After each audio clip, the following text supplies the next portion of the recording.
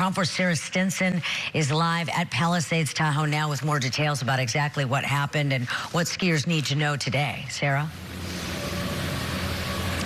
Daria, well, Palisades Tahoe, it's opening up this morning slowly, though. There are some delays with some of the lifts. I mean, we got a ton of snow overnight and in the last 24 hours. And as skiers and snowboarders head out for the day, this tragedy is weighing heavily on them. Everyone's saying this is terrifying.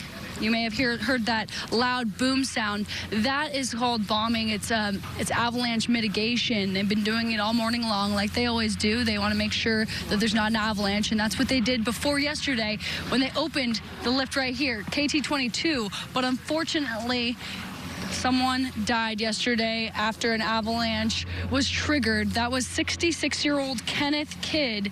He was skiing on one of the runs from that lift, and then an avalanche struck. That was specifically near GS Gully, and it happened yesterday morning around 9:30.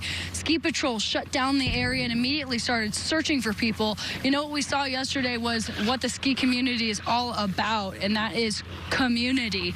You can see this video here. People digging with all their might, trying to get one of the people who was buried by all that snow, trying to get them out. I mean, it was quite an effort. 100+ people out here. Of course, the Placer County Sheriff's Office as well, along with other first responders. Rescuers found 3 people with minor injuries. At least one of them had to be dug out. You know, at least 2 at this point. And as I said, I spoke to one of them. He said this was a near-death experience. He is rocked by this. He's resting up right now. Hopefully we can chat with him later this morning in person. But I spoke with an avid skier. She said she's been coming here for decades. She's grateful this wasn't worse.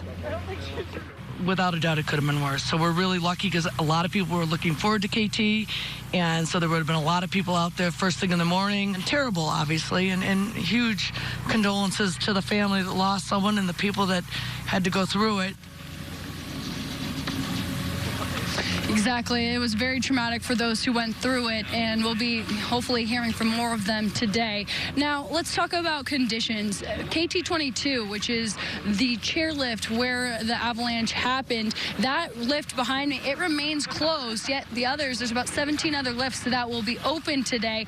And again, slowly. They said that because of the avalanche, a ton of debris totally took out one of their access roads to KT22, so they have a lot of work to be able to get to the access road, clear it out, and then get KT22 up and running. Of course, they're still investigating what triggered this avalanche. In the meantime, people out here, they're going for it. They're skiing, they're snowboarding. We did get a lot of snow overnight, and there's about over a foot on the upper mountain, and then about 7 inches down here at the base.